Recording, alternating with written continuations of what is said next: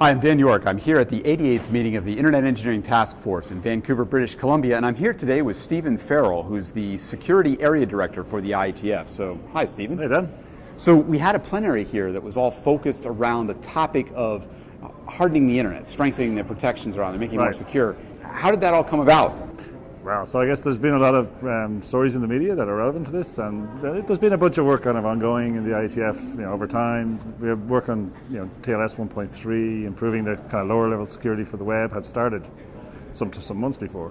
But I guess also in the media, Bruce made a call to action for the IETF and the internet community generally, I guess, to try and address this pervasive surveillance issue. And we had already before that started some activity after the Berlin IETF in July. So as a result of that, I guess there was a natural focus that this is where there's a lot of interest in what's going on. Now, in the plenary, you gave a talk around some of the things you thought the IETF could do. What were some of those things? So I think the first thing we've got to do is recognize that there is an issue, and it's an issue that's relevant to us, and what part of it is relevant to us. So the main thing is, if you look at the various stories in the media, it's clear that there are things that are being done that are an attack on the network. We don't really need to worry about why they're attacking the network, because the motives don't really matter for us, but there's no way to distinguish packets being captured and sent to one government agency or packets being captured and being sent to some criminal agency. So for us, we need to see it's an attack on the network and deal with it like that, and treat it like a normal attack, analyze the threat model, figure out mitigations, and hopefully help people deploy those on the internet. Now, that all sounds great, but can we, the technical community alone, can we solve these problems? Can we make the internet more? No, we don't solve it by ourselves, no. But we provide the tools. We provide the tools that the vendors then go and implement, and open source community implements, and then that people deploy into the internet, and then that kind of helps. But, there are higher level things. There are political issues related to this that are outside our purview. There are implementation issues, some of which are kind of not done here, but done by the people here. Sure. Now, after the technical plenary, we had a session that was called the per-pass session.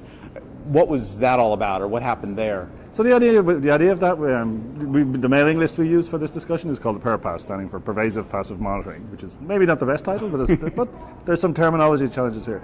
But so we've had that list, and what we wanted to do was at the plenary to kind of concentrate on the higher level topics and give the full kind of community who are all interested a chance to kind of express opinions on it, and then have a session where we went down a level in detail.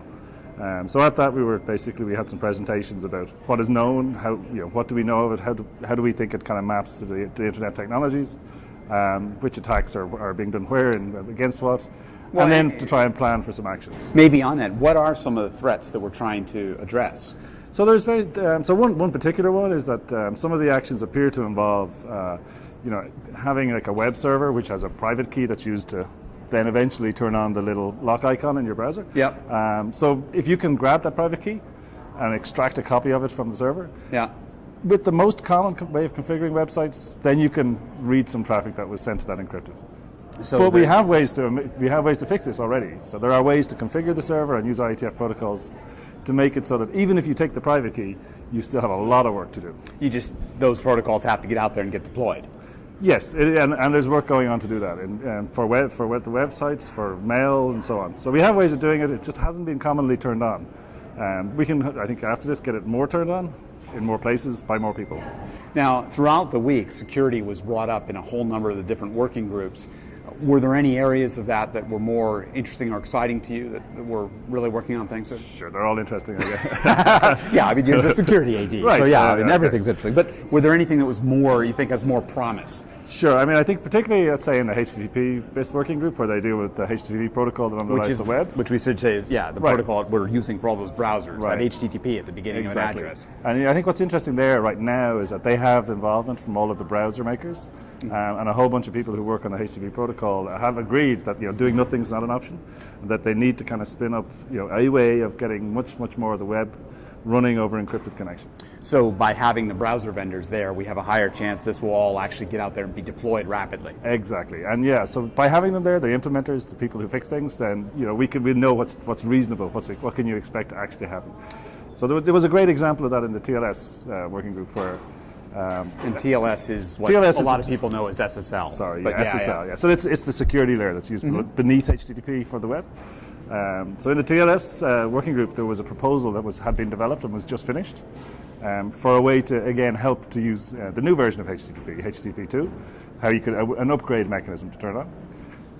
And then some testing had shown a bug that this actually made connecting to some websites harder. Oh. Roughly 3%, which is a big number on the web.